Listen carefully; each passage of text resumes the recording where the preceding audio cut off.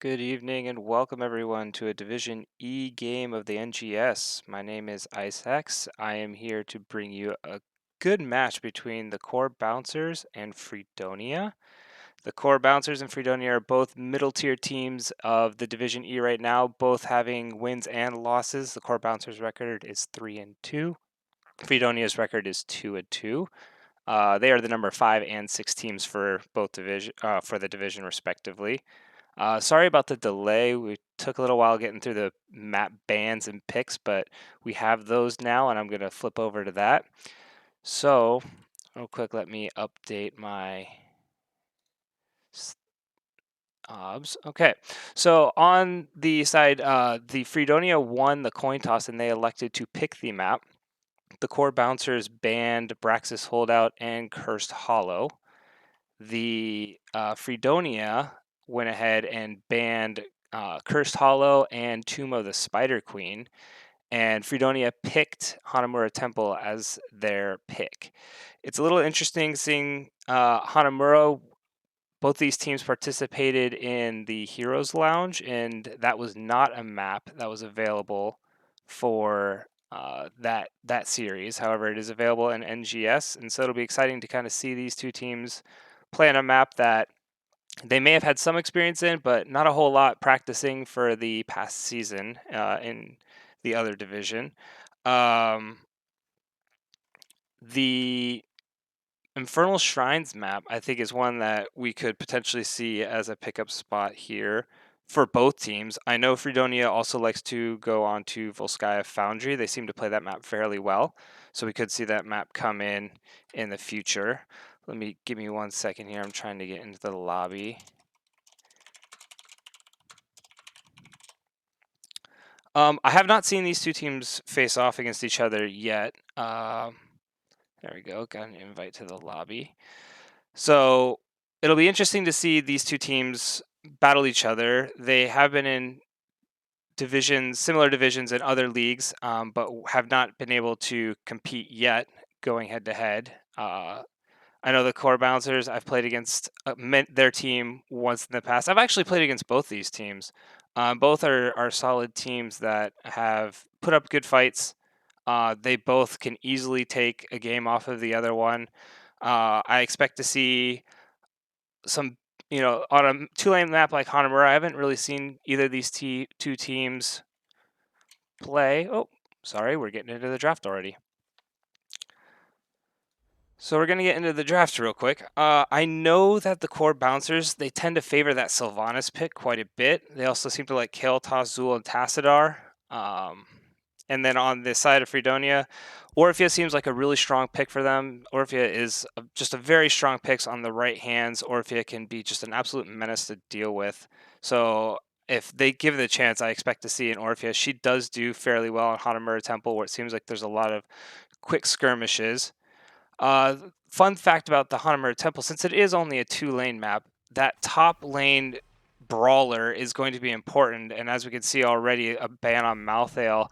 The brawler may be one of the more focused bans or picks for either one of these two teams, as getting a strong brawler up top, getting that extra pressure up top may provide a little extra oomph to that team to be able to get the game rolling. There are several small maps, small objectives on the maps that each team will be fighting over, and Hanamura seems to be one of those very heavy snowball maps where once you get a lead and you can start invading and taking the opponent's objectives, it's very easy to gain that XP lead and continue to grow that XP lead as the game goes on. Over on the side of Freedonia, we did see that Lucio ban. Here comes a Kael'thas ban. Both teams do favor the Kael'thas quite a bit. Interesting to see that the Core Bouncers were the ones that banned it, since they play it as well. But Kael'thas, just a brutal champion, especially in the lower divisions where he can get that that living bomb spreading a little more than a more coordinated team who's used to playing around the Kael'thas. And there's that Sylvanas ban that the Core Bouncers seem to favor quite a bit coming through. So it's going to be interesting to see what the Core Bouncers decide to go with first. Just a reminder to everybody watching, we are on a 30-second delay here, part of NGS rules, so we are not quite live. So I may be, if people write in Twitch chat, I'm probably not going to read a whole lot of it during the game, but I'll try to address it in between matches. Tassadar picked up for core bouncers. It's a pick that they seem to like quite a bit. Has a lot of strengths, being that poke that he can provide, in addition to the sheer damage he can provide in the Archon form. Garrosh and Malfurion picked up over for Freedonia. Garrosh can be one of those just hard to deal with frontliners. You have to be really careful playing around him. The bushes on this map provide that little extra gank ability that Garrosh likes to have. In Malfurion, being able to put down that big zone control route will be able to help in these team fights and help snowball teams around objectives as well.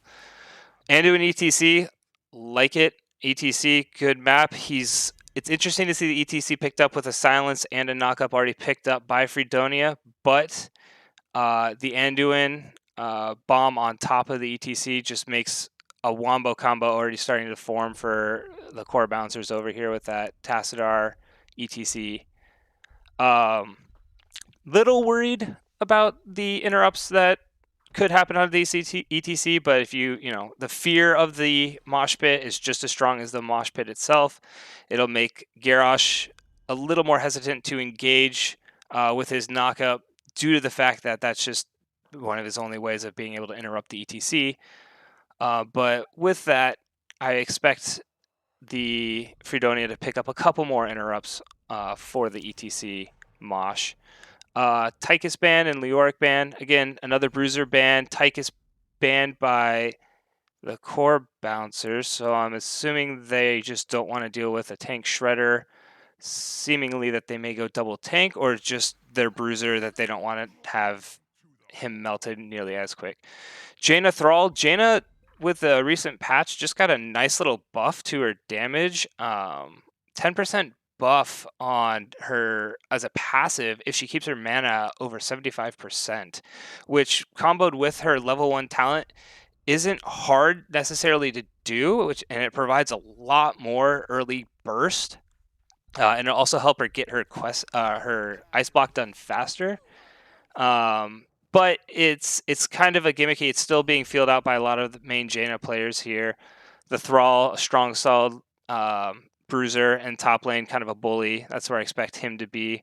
Raynor and Uriel picked up over on the side of the core bouncers. Raynor's just all around solid ranged fighter. He can do a lot of things. It's more of a sustained. There's not a whole lot of burst there.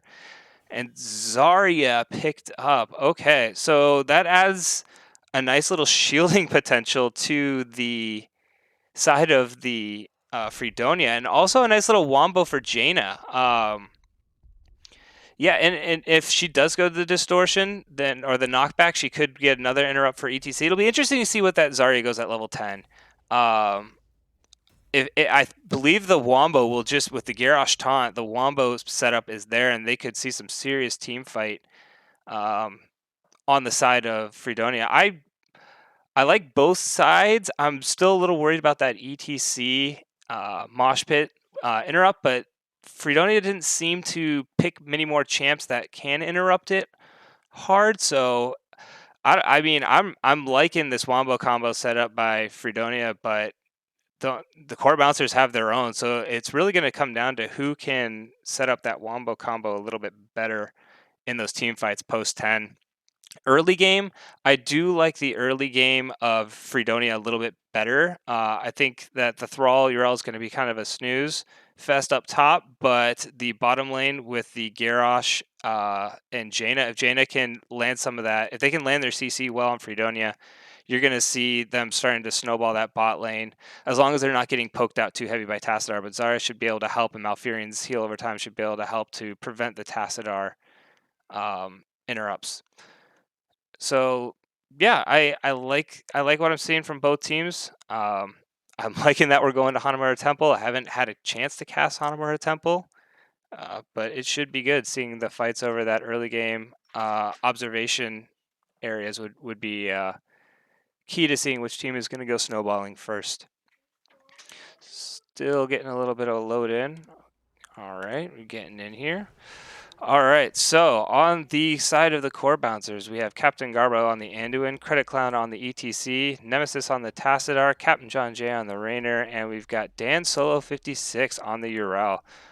On the side of Freedonia, we've got Karsakov PvE sitting there on the Jaina. We've got Simslayer doing a nice little dance on the Zarya with the Propius spray, loving it. Dravion on the Malfurion, Xeon Zach on the Garrosh, and we got Dark over on the Thrall.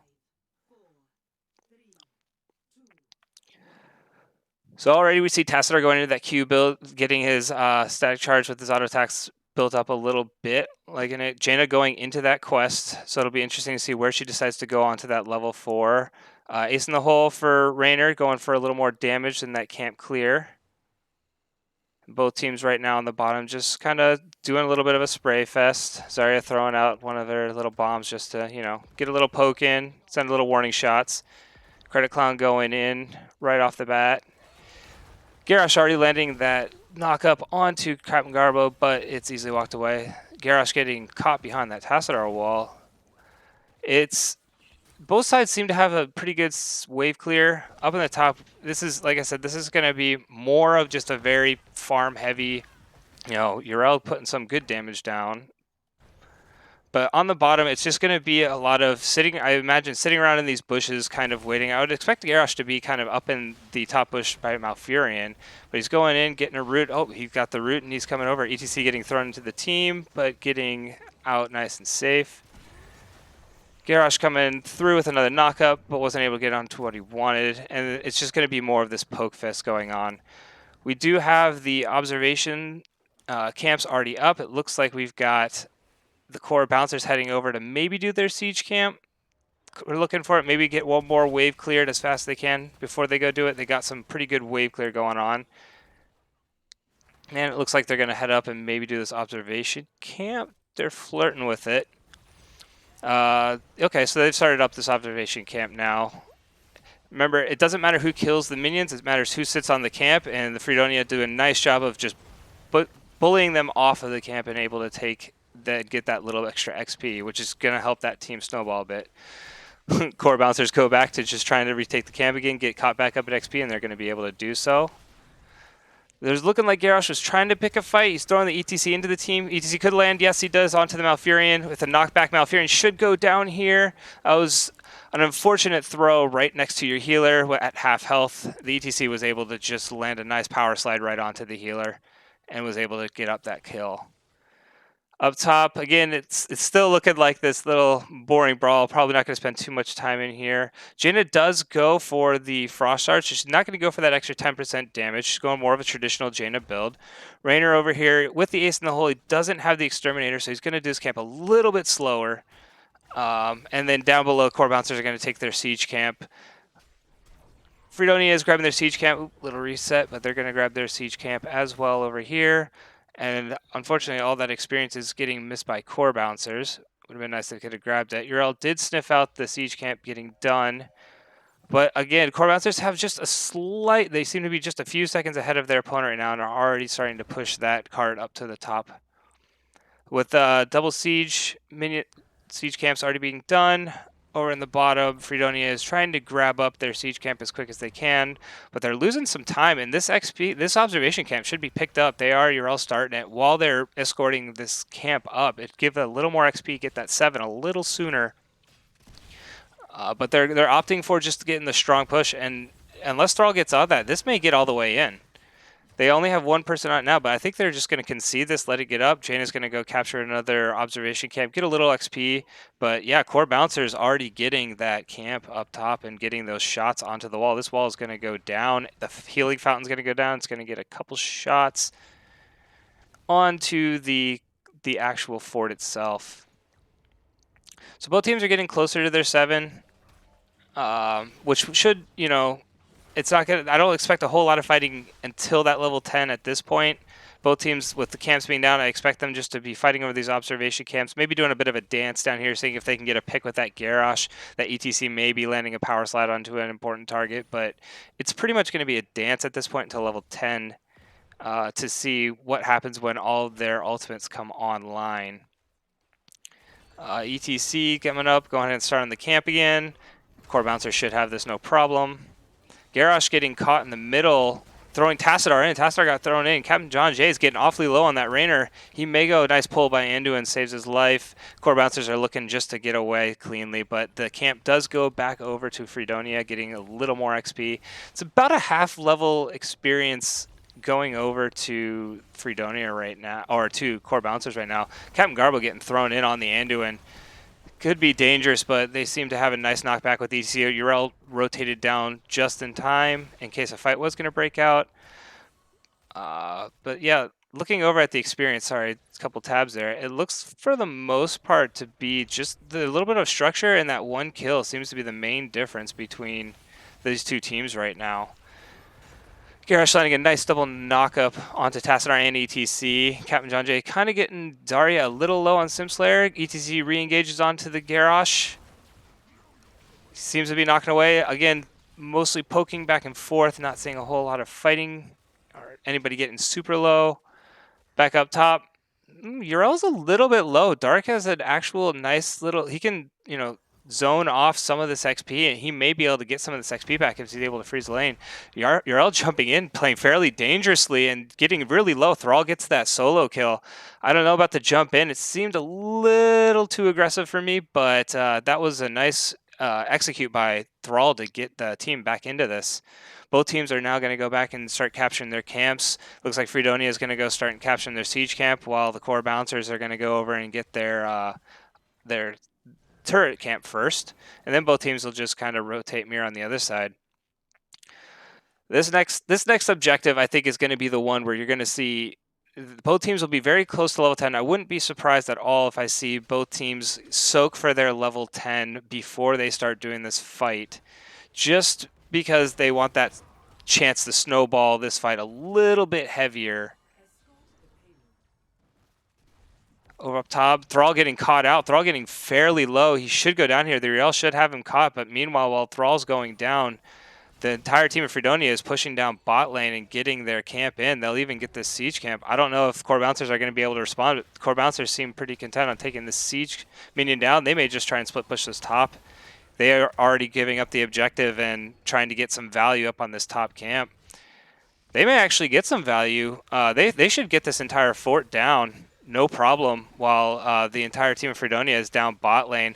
It may just end up, the shots are going up top lane, so it may just be a fort for nothing here. We'll see what Freedonia can do in response, but I don't think they're going to be able to get the core down. If they get the healing fountain, it would be somewhat advantageous to them, but they might not even get the full wall. That was pretty solid play by the Core Bouncers to get that fort and execute a little bit. Uriel jumps in onto the fight. They're looking for an engager. They have all 5 down against the 4 of Freedonia, but Freedonia is just backing off, smartly so, as the entire team of the Core Bouncers are down here, and they're going to go get that observation camp.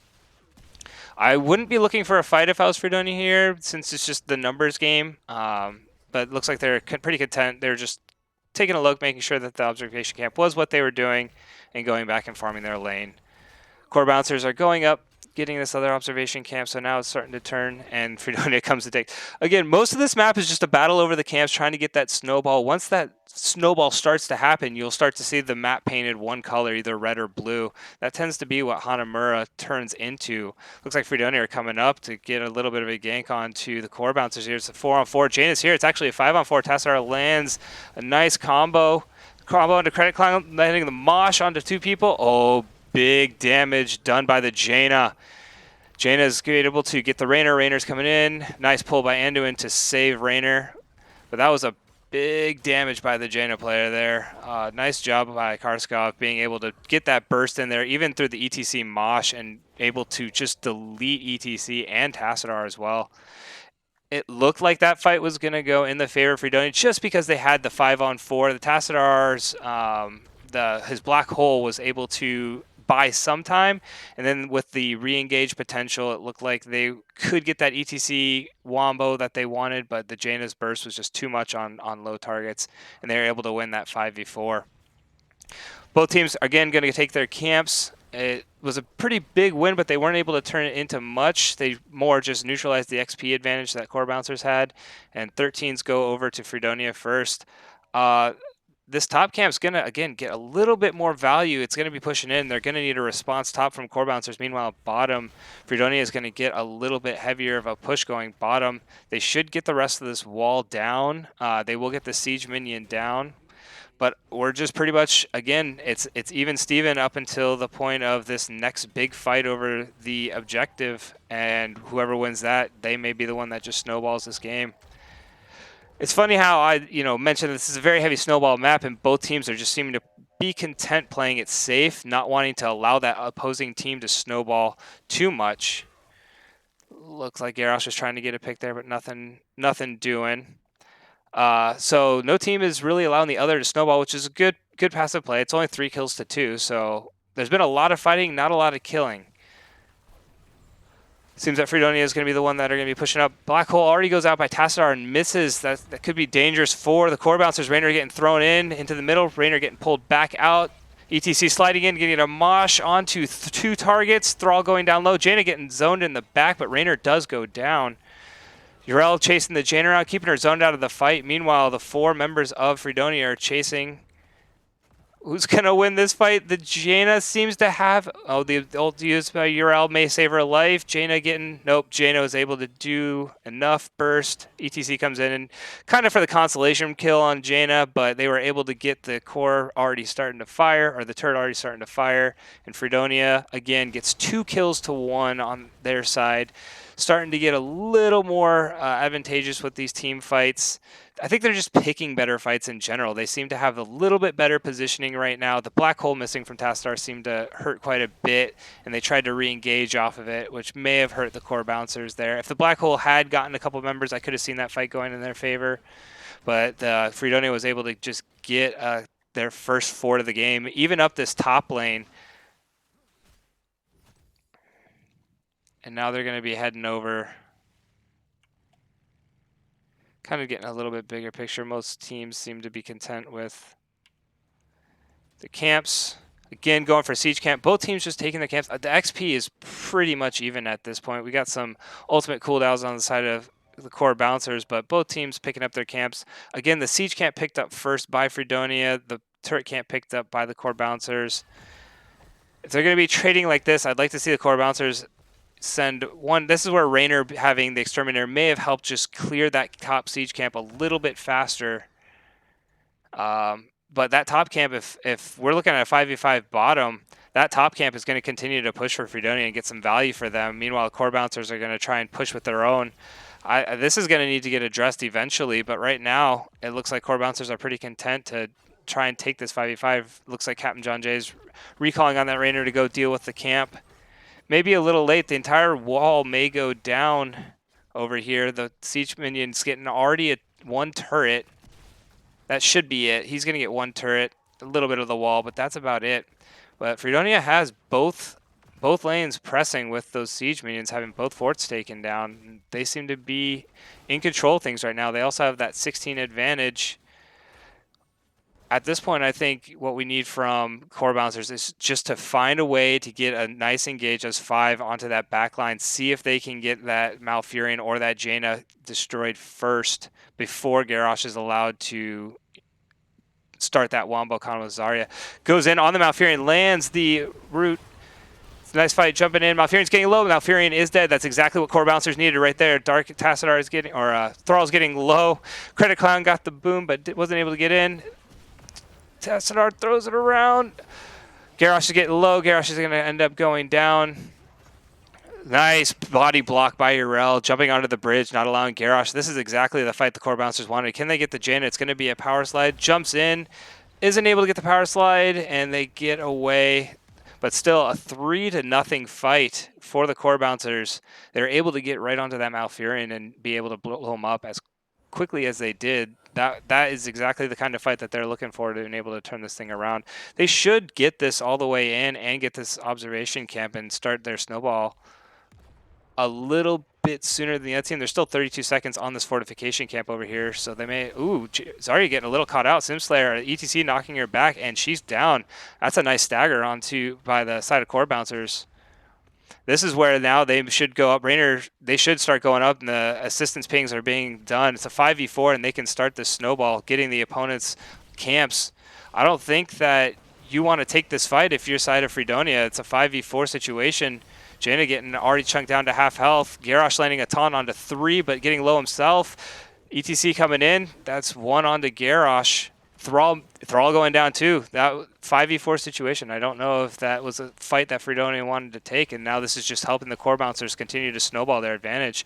They're going to try and get a little bit more with this siege camp top. Meanwhile, Urel's going to take a camp down bot lane.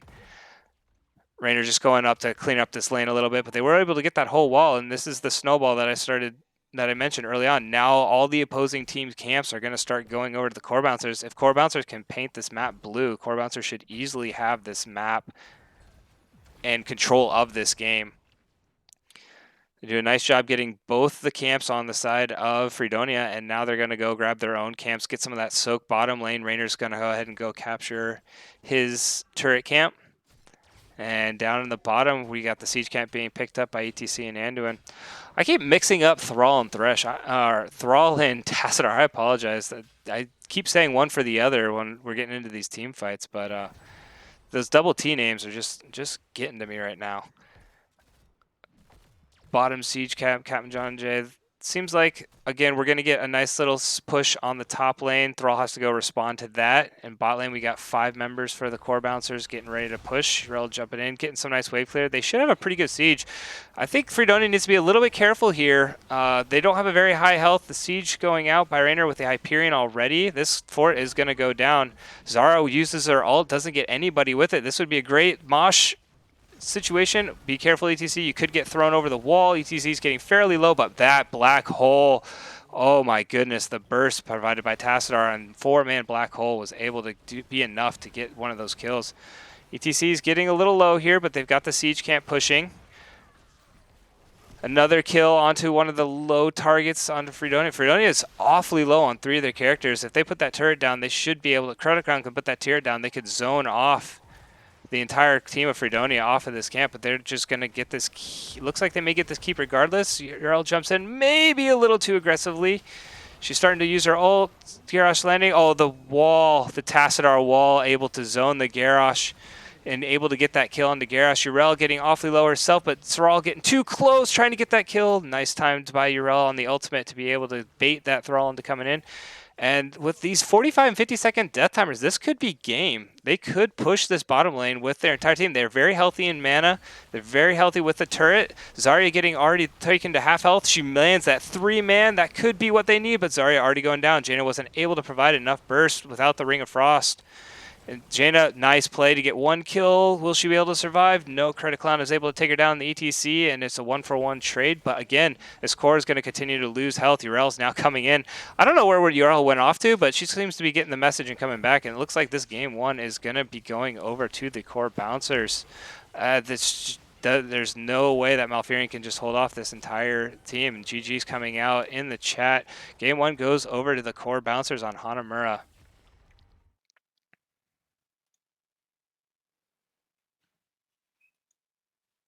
Oh, sorry, my UI didn't switch over, but we're going to go over to the stats real quick.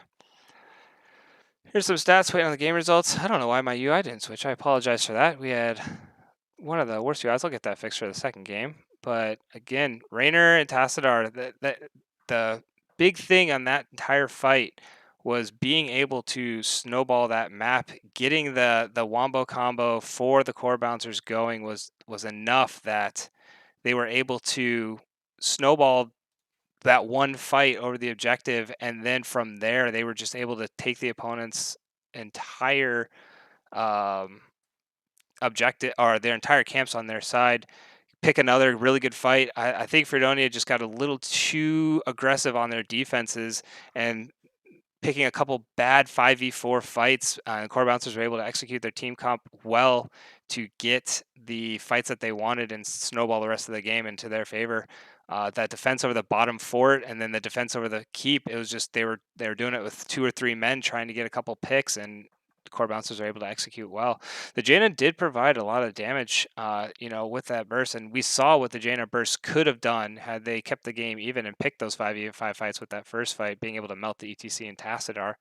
But it was just a little too late, and so the Core Bouncers take that 1-0 lead over Freedonia. I'm going to see what's going on with game 2. Let me get you back over to the map screen real quick. So Core Bouncers take a 1-0. Freedonia picked the map, and Core Bouncers are able to take it. So Freedonia has the option of either taking first pick or taking the map again. I'm going to see if I can figure out which one they decided to go for.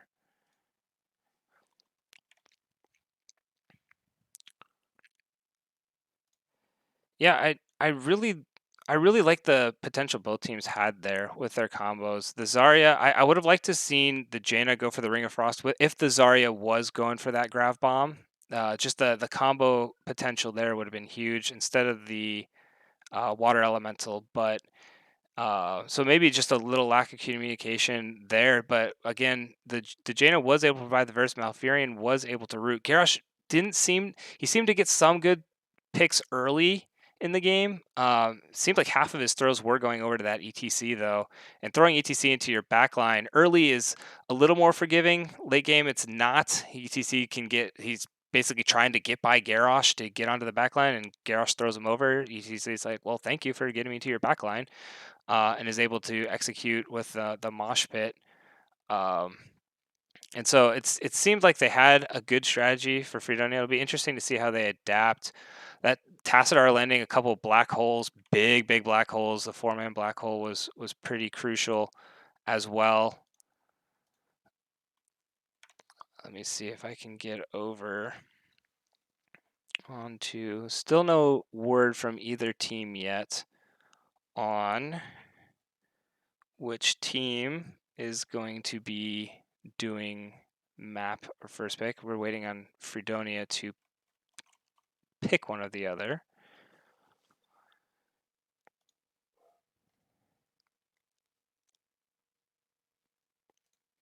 Let me go ahead and type in chat real quick and see if I can get into this next lobby.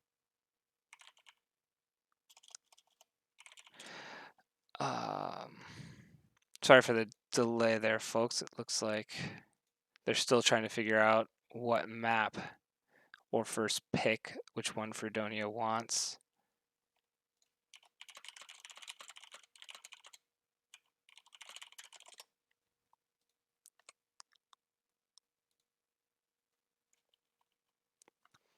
Oh, I got an invite to the lobby.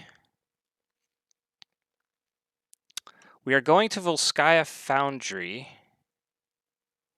Not sure which team picked Volskaya at this point.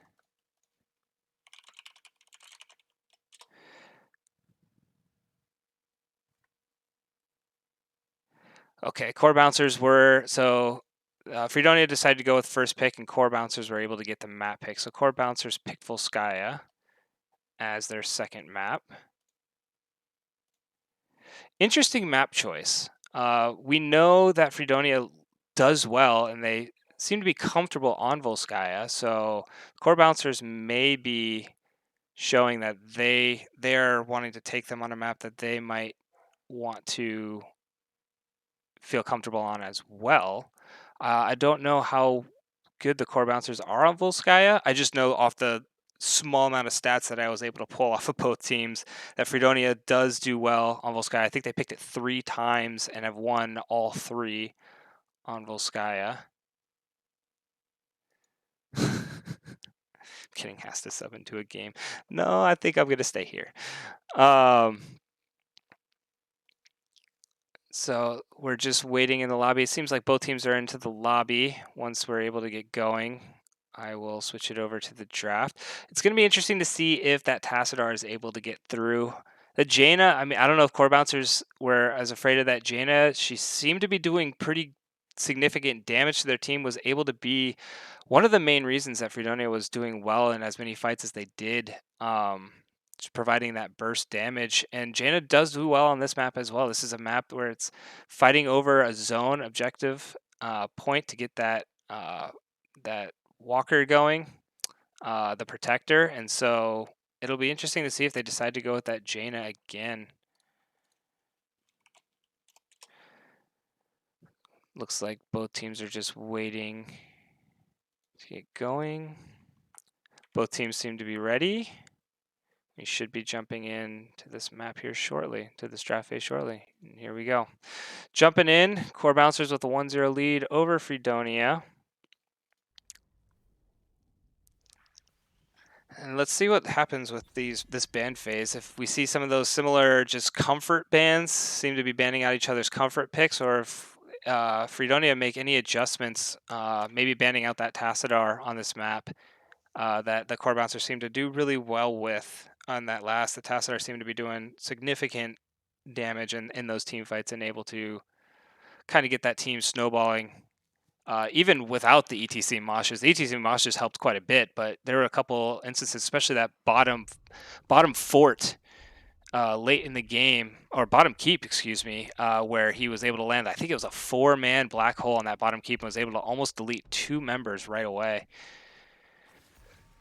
They go for the Uriel ban. Thrall didn't seem to be having as good a time later in the game. Uriel does well on this map. This map is one where double soaking can happen. You're all not necessarily known for that as well, but she is just a bully over those objectives, can survive a long time on those objective points. And so that might be why they just want to get rid of the RLNC, force core bouncers to show something else. Malthael, again, another comfort pick. They banned it in game 1. They banned it in game 2. Onto Volskaya Foundry for the core bouncers. And then it'll be interesting if that I'm really looking to see if that Tassadar is going to get banned, or if they're going to let it go through again. Maybe they're thinking of taking it for themselves, but Lucio does get banned. I know the core bouncers do play quite a bit of Lucio. It's one of their more favorite healers, but they definitely showed that the Anduin is a force to be reckoned with on that last map. Just being able to put that bomb on top of ETC and get them in the middle of their entire team and be able to stun their entire team, which allowed ETC to land a nice Mosh follow-up. On the side of the core bouncers, we have a Li Ming ban. Okay. So changing things up a bit, banning Li Ming. Li Ming is very strong with the amount of poke she's able to provide, just poking off Sylvanas picked up. So the core bouncers who love the Sylvanas are going to have to go against it. But this does leave the Tassadar option open for them. I'm wondering if they're going to pick it up in this first rotation here. But going back to Li Ming for a second, she's able to poke off of that objective pretty easily and do it from a safe enough distance that she can, continue to keep those opponents low on that point and then get the engage in. Garrosh Tassadar picked up by the core bouncers. That Tassadar pick came in like we expected, and they took Garrosh away from Freedonia. Freedonia takes the Anduin away from the core bouncers. So a couple things going, flipping teams here, and Johanna, just an overall solid tank. There's not a whole lot you can say about Johanna. She's strong early, mid. She falls off a little in that late game, but it's just the amount of engage she can have with that Blessed Shield is pretty strong. Another Tychus ban. Maybe somebody, I haven't done enough research. Maybe somebody on Freedonia plays a mean Tychus, as the core bouncers just either don't want to deal with the amount of shred that he can provide on double tank, or Tychus did get a nice little buff last patch. I should mention, I didn't think it was enough that he is starting to become an auto ban, but I also honestly haven't been able to play very much since the patch hit. I've just been playing around with Jaina to that 10% damage. And Leoric banned on the side of Freedonia. So again, the Leoric ban. And so really the only difference we're seeing is in the ban phase, the Rail getting banned, the Li Ming getting banned. Everything else is pretty much identical, and the teams just seem to be swapping picks in the form of Garrosh going over to the core bouncers and Anduin going over to Freedonia. I like to see some really good lockdown with the Garrosh here. Well, that explains the Tychus ban. Uther and Thrall, they've got a big CC chain going on the side of the core bouncers. Lower on damage, but they still have their last damage pick on top of it. But the triple tanky front line is definitely why that Tychus went away. On the side of Freedonia, I would like to see a better way of dealing with that Thrall Imperious. Okay, the Kael'thas I can see being able to provide that burst damage fighting over an objective. Kael'thas does very well into it. Imperious can do good picks, but it's going to be tough for Imperious. He's going to have to flank and coordinate well with the Johanna in order to get into that back line, get that Tassadar and whatever the second pick is, because the front line for the core bouncers is fairly strong with the Garrosh Tassadar, or the Garrosh Thrall and Uther. Lunara. Okay, I like a Lunara. I like her on this map. I can't really say anything bad about the pick, but it looks like with that Lunara pick, the early game, again, here we go. The early game of core bouncers, I think, is just a little bit weaker than that of Freedonia. I think Freedonia's got a little more solid of an early game, a well-rounded comp. If they can pick a fight on Freedonia, Lunara's a pain to get away or to lock down, but if they can lock her down, I see the Freedonia doing well in these team fights if they're able to lock that Lunara down. The good news with Lunara is she's very mobile. She likes to have people in front of her so she can safely poke and get the enemy, whittle the enemy team down and not have to worry about the hard CC that you need to kill a Lunara. That Freedonia does have, and she does have that front line available with the Uther. The Uther could give her the invulnerability and keep her alive for a little bit longer. It's going to be interesting to see what ult this Uther goes with, whether he's going to try and chain the CC around the Garrosh taunt and the Tassadar wombo, or if he's going to go for that unstop or the invulnerable ultimate and be able to protect Lunara. Yeah, I do like Freedonia's comp. Again, I think it's stronger if they execute it well. But as we saw last game, I said the same thing last game. I think their comp was just a little stronger if they executed it well, but core bouncers definitely were able to execute their comp when it mattered. So I think, again, it comes down to this head-to-head, who can land their combos a little bit better. Let me zoom out here. All right, so game two, Volskaya Foundry on the side of core bouncers. We got Captain Garbo on that Uther, Credit Clown on the Garrosh, Captain J on Lunara, Dan Solo 56 spinning around on that Thrall, and Nemesis on the Tassadar. On the side of Freedonia, got Draven on that Anduin, Xeon Zach on the Johanna, Simslayer dancing again on the Kael'thas, doing a nice little jive. Korsakoff PB on the Sylvanas, and we've got Dark over here on the Imperious.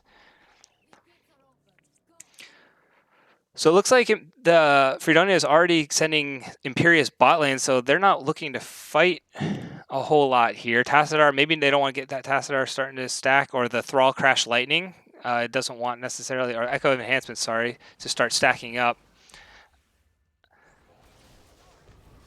Both teams are probably just going to be comfortable clearing out their own minion waves. And then Imperious seems to be rotating up. Ooh, Kael'thas gets thrown in. That's a big, nice pull by the end of it. 3-man impale by Imperious. That's huge. Lunara gets rooted in the middle. Man, Dark already showing how strong Imperious can be if he's able to get that flank. Let's see if he's able to continue that throughout the game. If he can continue to do that and get those 3-man impales, I think you're going to see that Freedonia is going to be able to do some serious work with this Imperious pick. Up at the top lane, both teams are just kind of split pushing each other's lanes, it looks like right now, just kind of back and forth going on. Sylvanas is going to get a little more XP, but both teams are able just to pick up their own orbs and continue to rotate back and forth. With both teams doing it this way, it's going to be interesting to see who passes more aggressively through this spot right here and zones the opposing team. maybe to cut down on a little bit of the experience that they're able to gain. The Garrosh being a little more aggressive in his pathing, maybe I'll just scare off slightly. And same with Johanna being able to knock people off their mounts with that blinding light. But it looks like the Freedonia is going to go over and take their turret camp. Meanwhile, Lunara is pushing top lane completely unimpeded, and they might lose. Freedonia might lose some experience off of this. Sylvanas is trying to start coming back to get some of that experience. She may get those. I don't think she's going to get both of those orbs. She may get one. Yeah, she only gets one of those orbs. Core Bouncers is able to go down and start getting their turret camp.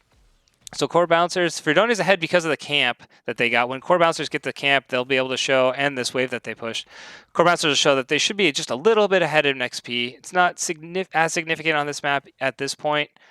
Looks like Freedonia is still up in that XP, though.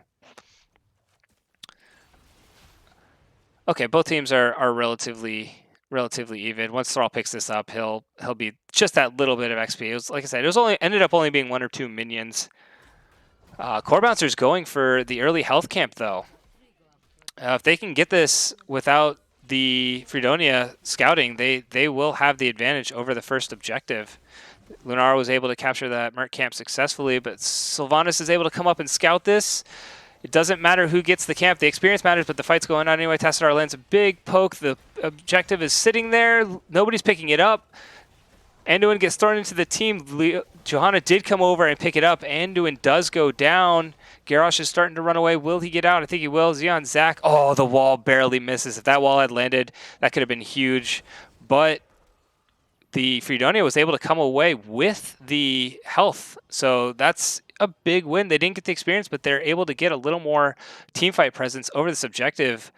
Unfortunately, Kael'thas has to be up here to deal with the wave, and Lunara as well. So it's going to be interesting to see if both teams seem to wait. Core Bouncers is going to be 7. That maybe Freedonia needs to get on there now if they're going to take it, or they just need to go farm to the 7. They seem to be coming over. Credit Clown looks like he's just willing to give this up, though, and wait for that 7. Lunara is going to get that wave pushing with the 1 Merc camp up top. It's not going to do a whole lot, but it is going to get a little bit of value. Meanwhile, Freedonia is able to get control over the objective zone. The fight's really going to come down to who can get engaged. Garrosh is a bit overextended right now. He's going to get low, but only 4 members of Freedonia are here. Imperius is still bot, but he's coming in with the flank. Imperius gets thrown into the backline. He's not able to get out. Anduin does pull him out, however. Credit Clown getting very low on that Garrosh. A little too aggressive, but he should get away safely. Johanna has that. Is still holding on to that healing item. She hasn't put it down. She's still not putting it down, and she goes down without it. That was a big mistake, and now the Core Bouncers are able. Anduin's going to go down. Sylvanas is going to go down. Garrosh is going to get out. How? Oh, my gosh. And Imperius is going to go down. That's huge. Wow. And 4-man kills for the Core Bouncers, and Simpslayer barely escaping with his life. The Johanna not being able to put down that healing really... they were able to get it, which was great for them, but not being able to put it down seems to hurt their team just enough. It looks like Core Bouncers are doing exactly what they need to do. Go over, take the opposing camp, and able to get this turret. I like what I'm seeing early from the Core Bouncers. Like I said, I think... Oh, Simslayer, you're coming out fairly low, but Anduin should get him up and healthy pretty quickly. I really wanted to just see... Well, they already were able to get this protector. So normally what's going to happen here is they should just go for this front wall, get this front wall down with the protector, and then rotate up. Top is where they want to ultimately go to get the healing fountain up top, and it looks like that's where they're headed. Rotating up, Credit Clown is sitting, lying in wait for possible gank onto the back line, but he's getting awfully low. Garrosh just, with that extra armor, able to sneak away, and the Core Bouncers are able to push in with this protector, kind of get the health fountain, which is the ultimate prize. If they could get as much fort damage as they can, this just is only going to be extra value. Meanwhile, Imperius is just soaking bottom and mid, which is mainly what he wants to do at this point. They can't really pick a fight being down 10, but Freedonia needs to be careful here. The 10s are available on the side of the Core Bouncers, and they really want to pick this fight. Freedonia is able to back up just enough to get away. Imperius, he might get caught out here. Thrall doesn't have the stun, and Imperius is able to just walk away. Barely escaping, but doing his job and trying to get as much soak as possible to get their 10s to get back on an even talent tier before they pick a fight. Merc camp picked up. Now it seems like they're just going to rotate and try and get, again, play the soak game. Meanwhile, core bouncers are going to go over and grab their turret camp, and Lunar is going to go over and solo this Merc camp over here. She's got Tassadar coming over to help her in a second. This wall's going to get a little bit of damage from this Merc camp. There's no one responding, but it's probably just going to be the one tower and maybe the keep wall. But they got to be careful because core bouncers are coming up looking for a fight. They've got 4 here. Sylvanas getting really low. Sylvanas may go down. She's got the bleed and not able to stay alive. Anduin is now caught. He's stuck behind the wall. Anduin's going to die here. There's no way he's getting out. If Simpslayer can get thrown, it could be another death, but pops the unstoppable and gets out. Tassadar, meanwhile, getting stunned by the Imperius in the back line. Black Hole going out. Maybe a zoning, maybe a misclick. But he's able to just sit there and get the rest of that. Meanwhile, down here, just a 2v2 skirmish. Neither side really fighting the other. Tassar needs to be careful here. Johanna throws out the Blessed Shield, but it was just didn't have the follow-up to finish off Nemesis. Core Bouncers are going to again try for the health camp, but this time they should have it, no problem. Imperius down here slowing. Imperius isn't the fastest camp clear, but he's trying to, again, just keep his team in this game by getting objectives and getting the soak as much as he can. Core Bouncers ended up getting that fort up top, and they're coming down. Again, the Imperius slow on the camp. May have ultimately been Anduin's getting really low. Anduin's going down on this, just a big wombo, big damage by Dark, big damage by Sylvanas, and they're able to turn this fight around just a little bit. Right now it's 2 for 1, but it's going to just continue to go in the way of the Core Bouncers. Sylvanas gets rooted by the Thrall. Credit Clown may go down here, may not. Nice heals by the Uther, able to keep him alive. Nemesis should get away, but he's going to spread that bomb. No, he doesn't end up spreading the bomb. He's fairly low. They did have to drop a turret to secure the other turret, but again, that's fine for the Core Bouncers. They took a 2 for 1 fight. 10 to 1 in favor of the Core Bouncers as far as kill. That was, if the Freedonia was able to rotate down a little faster, have somebody help with the Imperius, they could have gotten the camp, but Imperius is very slow on taking up those Merc camps and was just not able to get it in time. The Core Bouncers were able to rotate over and get in there just at the nick of time. The wall from Tassadar was helping them secure the 2 kills that they needed. And now it's 14 on 12. They're down a talent tier. I don't anticipate Freedonia fighting over this objective until they get 13, which they're still away from, but they got to be careful, especially Johanna. She is isolated out, and all 5 members with their ults are here. Johanna's starting to get low. She was able to get pulled out by the Anduin. Thrall gets speared, but I don't think Freedonia want to take this fight at all. The Black Hole does go out, and it misses. Anduin does put the light bomb, but it just doesn't do what it needed to do. Imperius may go down. Nice seal by the Anduin, keep him alive. I don't see Freedonia wanting this fight. They don't have the health. They were able to burn out the health from Credit Clown. Uther still has his turret, but they need to go soak up their 13s and then possibly come in. Cooldowns, only one cooldown. Black Hole was burnt on the side of the Core Bouncers. The 3 ultimates were eventually burned by Freedonia, and they are getting... Oh, I don't know if Core Bouncers want to be here. Nice stun by the Imperius. Good Black Arrow follow-up. This could be what Freedonia needs to get back in this. Getting a nice pick there. They got the 13. Now they want to just continue to go up and put pressure onto this. Somebody needs to get up on this objective in the next 3 seconds. They get onto it, and they're able to get the Core Bouncers off. Uther dropped the turret. I think he wanted to hold that until they got back up, but Imperius comes in and gets another solid impale onto the Tassadar. But he's caught out behind the Tassadar wall and eventually goes down. That's a good kill for the Core Bouncers. Now they just want to stall as long as they can, wait for their Thrall to get back up, and then they should be able to get back up onto that objective. All the ultimates are down on the side of Freedonia, so if the Core Bouncers are doing good at tracking ultimate timers, they could get in here and get a good Garrosh taunt and be able to snowball a fight, even with a 4-on-4. But the Kael'thas just putting out a lot of poke damage, able to do what he needs, but now it's a 5-on-4, and the Freedonia are just caught in a corner. They need to get out of here. Sylvanas is low. Johanna already goes down. That's 2 kills. Lunar just jumping around, being a menace. That's 3 kills. And the Anduin, I don't see... He should be able to get away, but that doesn't matter. 3 kills to none for the side of Core Bouncers. They're able to get the Protector. They should be able to push. This top camp is already being pushed. I don't see them going for the keep. They could have made a possible play for the keep, or at least getting the wall, but instead they're going to go for getting the front wall, the mid wall down, probably going to go bottom, play this for the next protector since they already have an XP lead. Get this fort, go bottom, get the next wall, get the next healing fountain, which the next fight will be over that bottom lane protector. So getting this healing fountain is ultimately the most important thing that the core bouncers can do. Anything else is just extra.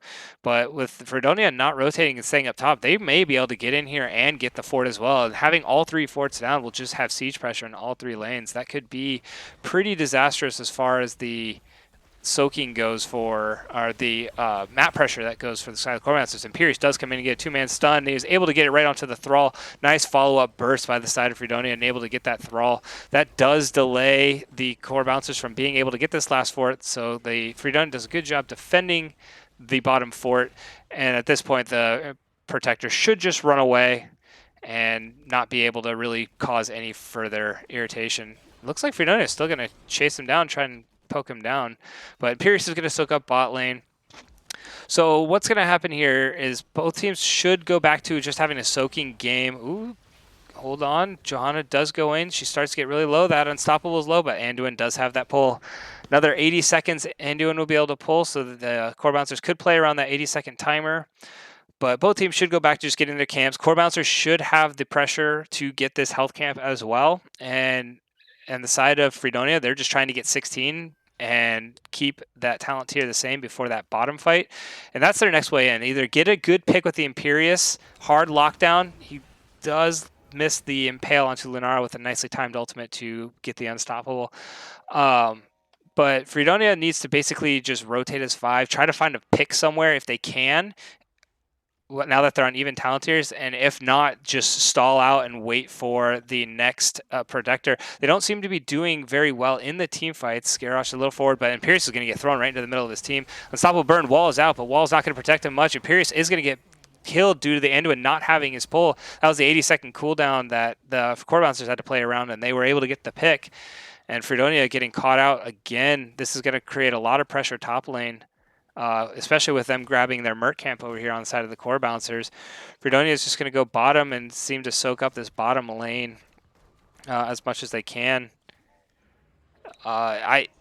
It's looking grim for Freedonia. I don't want to say they're out of it because I've seen comebacks in more dire games than this. Nice root onto the Garrosh, being able to keep him from engaging again. But it's an uphill battle on the side of Freedonia. They have to find that pick around before core bouncers at level 20, because if core bouncers hit 20, it's going to be real rough for the side of Freedonia. Core bouncers are going to push this bottom keep. It's pretty much uncontested. Johanna does throw out the Blessed Shield, but now she can't get away. It may be another staggered kill, but in comes the team of the Freedonia. Johanna does end up going down there. Maybe, the last man standing was a little too heroic. She was trying to defend that fort with all of her might, but just wasn't able to do enough there. Sylvanas is trying to get that little bit of a soak. Imperius getting caught out again with the wall. Anduin does have the pull up again this time, so he's able to pull Imperius back, but the side of Freedonia, they're just getting caught out time and time again. That's what the core bouncers are looking to do with this Garrosh. They're looking to roam around, see if they can get a pick, try to get that level 20. And with that extra kill that they got onto Johanna, the core bouncers may end up getting their 20 before. Yeah, they just got their 20. So that's going to snowball the core bouncers. Now they have the 20 talent tier in bot lane. They don't have the keep, so they have access to the fort. Freedonia don't have any way to get 20, so they're down that talent tier. And it's a big talent tier to be behind. Johanna's on her way down bots, but I don't see the fight over this boss going very well at all. It's got to be a really well coordinated fight by the side of Freedonia. They're going to get their turret, which is a good start. They could possibly just go soak lanes and try and defend, but a level and a half is too much to kind of get. They do come down to try and maybe find a pick here. The Thrall is just staying on, but he's going to play cautiously. He's not going to let the side of Freedonia, or the side of the core bouncers, or Freedonia get him. In comes Captain Garbo, and this is the fight. If he can land that taunt onto Simpslayer, this may be a good game already, but it's not. Johanna gets the light bomb, able to get a 2-man stun onto the Tastar and Dan Solo. It's kind of a mess of a fight right now. Kael'thas able to get the bomb, but the double stun by Uther and the burst by Tassadar able to just wreak havoc. Wow, nice follow-up stun by Garrosh, and that's 4-0, 5-0. That is a full team ace. I'm not sure where the last member went down. I think he went down the bottom, but the core bouncers can just go ahead and push, and they should, with the death timers, they should get at least the keep here, which would open it up for the Protector to just end the game. They're sending all 4 up here to get the keep. Uther's just going to sit back here on the camp, wait for the Protector to come up, and he's going to drive in that driver's seat and head on over. And they may have game here. Core bouncers are just working on this keep. They do have double turrets that they can put over at the core to help take some of the shots, but with this Protector coming up right now, they just pretty much need to, put the turret. I would put the turrets down and just start doing the damage. There they go, and start doing the damage onto this core. They may even kill it before the Protector gets here. They do need to be careful. They don't want to lose all 4 members with the death timers, but I don't think that the Freedonia is going to get up in time. The core is already so low that the Protector should end it. This should be GG 2-0 win for the core bouncers in a very well-constructed game, very well played by the core bouncers in order to snowball that second game. They demonstrated that even though I don't think they had the stronger team comps, they were able to use the comp better and were able to execute more so that the Freedonia just couldn't do what they wanted to do. The Tassadar comes through big again on the side of the core bouncers, able to get that damage in, and you could see again in that last fight with Garrosh landing that double taunt and the Tassadar dropping the black hole and the burst onto him. 3 members of the Freedonia just went down really quickly, and it was really. That's why I was interested to see if that Tassadar would be able to squeak through, and it didn't seem like Freedonia was too worried about it. Simslayer was able to get some good damage on Kael'thas, some good spreads, and Imperius was able to get some impales, but it just wasn't enough. Let me talk to Captain Garbo and see if we can get an interview through this. Yeah, I really like what I saw from core bouncers. They showed good execution, good patience, and the ability to select their team fights when it was advantageous to them. We saw that the comps, when they were able to pick the fight from the the Freedonia, they were able to, when they could pick a fight that they wanted, they could do it well, but it seemed like core bouncers were just always in the driver's seat, picking the fights and setting the tone for the match. It looks like I will be able to get an interview with the Captain Garbo of the core bouncers. Give me 1 second, see if I can get this set up.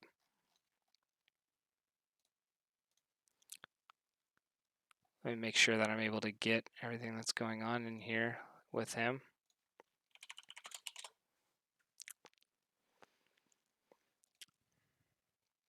And we'll see what we can do here. But yeah, I liked what I saw from both teams. Oh, hello. Hey, this is Captain Garbo from the Core Bouncers. How you doing? Congrats on the win. Yeah. So obviously, I've had experience playing you guys, and I've actually been able to play the other team, and so. But I don't think you guys had the chance to play Freedonia, also known as Cho'Gala Finals, before.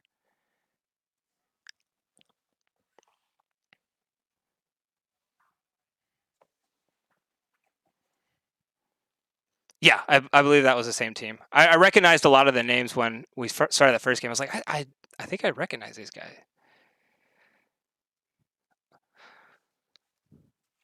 So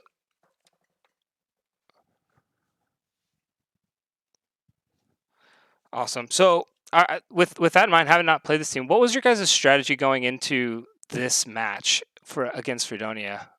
Did you have a map preference or a band pick preference?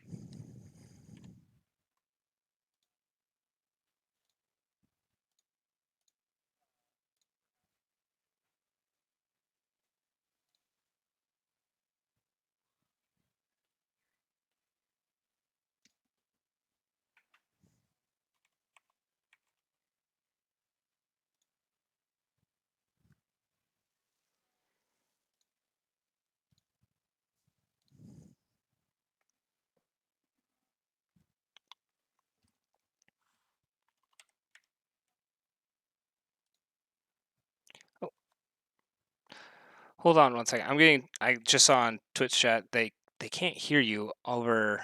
I'm not entirely sure. Let me see if I can figure out. Oh, Hear I it? can hear you. Let me double check with Twitch to make sure that Sure. they can hear you. I can hear you. So, um, go ahead and talk real quick. Let me make Hello. sure. Okay, I think it's coming through now. That was. I Attention think that all was. Twitch. I think that was my fault. I think the microphone accidentally got muted when I switched scenes in OBS. So I gotcha.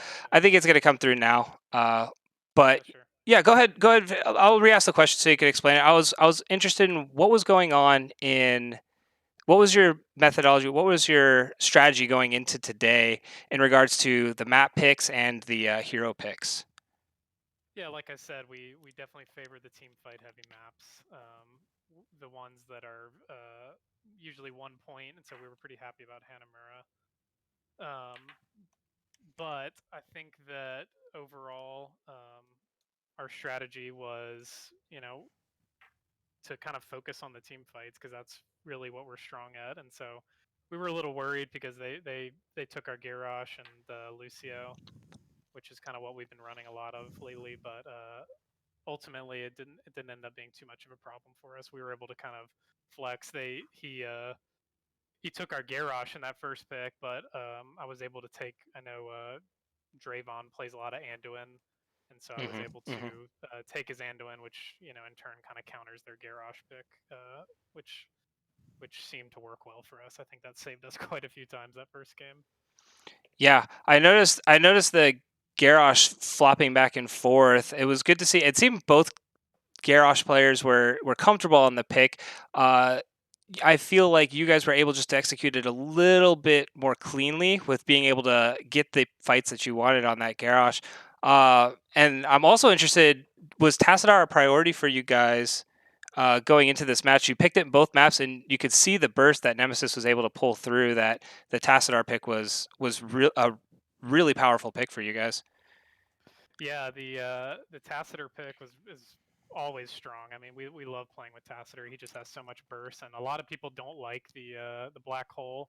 And it's definitely hard to hit, and it's but when you get a good black hole into like a wall, into like a Garrosh flip, it's like just beautiful. So we we definitely prioritize the Tacitor. I mean, we have a lot of different heroes Nemesis plays, but the Tacitor's big for us, and especially we find comped with the Uther and Garrosh is just a really strong thing. We were questioning the Uther pick the second game, but I've been playing a lot of him, and he's a really good follow up to the Garrosh flip, and they were getting caught out a little bit too much. I Yeah. think we were getting some picks more than the first game. The first game they stayed better together, but this game, because I think is such a bigger map, we're able to get much more picks, and it's just like when you're running as a Tacitor, Garrosh, Uther, it's just like a pick machine. Yeah, absolutely. Yeah, No, I was interested, like in that game, like you said with Tastar. I think at one point Nemesis landed like a four-man black hole, and you guys were able to land the yeah, ETC ult on top of it, and were able to land the burst damage from Tastar on top of that as well. So it looked like that combo was there. It was more, could they execute it well? And I saw that from yeah, your guys' team. Like once you were able to land those comps, that's when it seemed like Hanamura was just starting to get away from the other team, and yeah. you guys were in the driver's seat. I'm also curious, the Lunara pick in game two. I know you guys favor the Sylvanas pick, and they were able to take that away. What was the thought process behind taking Lunara? Yeah, so Lunara's we were going back and forth for a few reasons. I mean, John plays a lot of good auto attack, and he's definitely a Sylvanas main. But the Lunara pick, I think we were looking for some heavy mobility. We were really worried about the Imperious pick, the Anduin stun, and the KT spreading living bomb, because I know from experience playing with Uther that he's not the best at mobility, and with the KT, like you often can just be spreading Hmm. living bomb just like crazy, and so I knew that having that extra mobility was going to be big for us, and I knew we were going to be able to use Pearl to get picks as well, and I mean just her slow and her stun.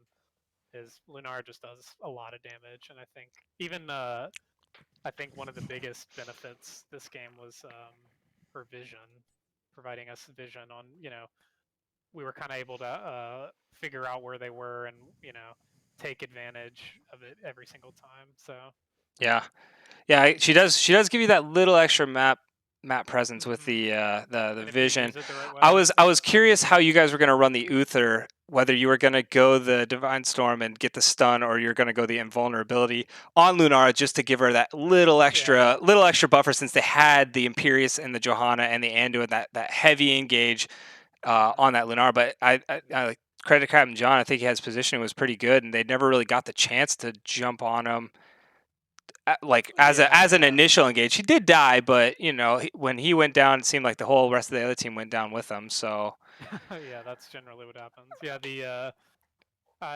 Uther, I mean, I definitely favor the stun, but I feel like there's a time and place for the invulnerability, and I would have considered it if KT had gone Pyroblast, but I think he was aware that he did, and he went the Phoenix ult, which we were worried about the KT, because with our comp, we definitely were spreading a lot, but ultimately we were able to catch him out a good bit. So, awesome. So last question I have for you, real quick.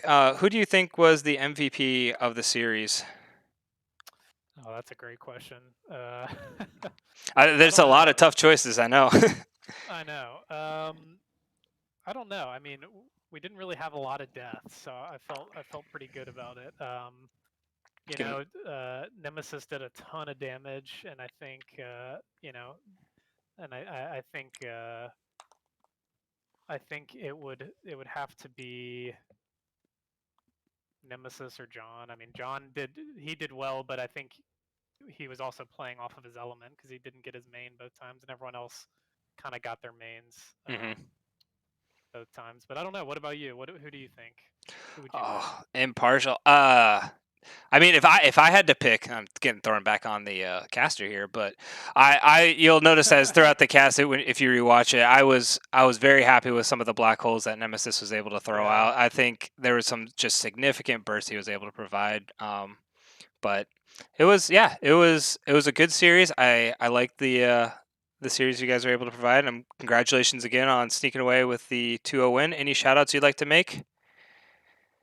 I don't think so. I mean, thanks to Freedonia, that was a great game. You guys played really well. You had us scared uh, for a while there, um, and yeah, I don't know. Everyone played really well, and I'm looking forward to hopefully getting to play them again. And thanks for casting. Absolutely, it's my pleasure. Awesome. Well, great to see you, Captain Garbo. It Yeah, was same. good watching you guys be able to play again. Haven't been able to watch you guys in a long time, and best of luck throughout the rest of the season. I think you guys are now 4-2, so should expect good things from core bouncers in the future. Yeah, yeah. I'm looking forward to the rest of the series. Awesome. Thanks again. Good games. All right. See you later. All right, so that was Captain Garbo again. Great series, able to be played by the core bouncers. I was pretty happy with the way that they were able to execute their comps. It sounds like they were able to get on a lot of picks that they liked. Captain John was not on his favoriteest of champions, but he was still able to provide the damage and the utility that was needed for the team. Uh, I think Freedonia played well. I think I liked their comps better in both games personally, but it really came down to execution, and it looked like that game one they had it and they were doing well. But if it's one bad fight, especially later on Hanamura, where the other team could just start capping all your camps, that's a very snowball heavy map, and unfortunately they weren't able to execute it later when it mattered. And core bouncers, all credit to them, they were able to find the fight that they needed, and then they were able to snowball and stagger, and that's how you win Hanamura right there. And then that game too, it really seemed like core bouncers was in the driver's seat from the get-go, aside from the three-man stun that Imperius had right at the beginning of the game. um, they had Freedonia on their heels, which is not what they needed to do with the Imperius and the Johanna. They needed to set up the fights a little bit better to be able to get around and get onto that back line with the big beefy front line that Core Bouncers brought. But All around, great games by both teams. Core Bouncers did come away with a 2-0 victory. I believe that is all I have for tonight. So I'm gonna sign off and end the stream. And this is my first cast of NGS this season. I'm hoping to get a few more. I don't have anything scheduled right now. I do have to still practice with my team, the Hello Kitty Action Squad. But I'm looking to get into more NGS games into the future. I'll probably stay down in the Div D, Div E region because that's where I love to cast and love to watch people play because the games can just be really exciting at times. And yeah, that's all I have for tonight. And have a great evening, and I'll see you next time.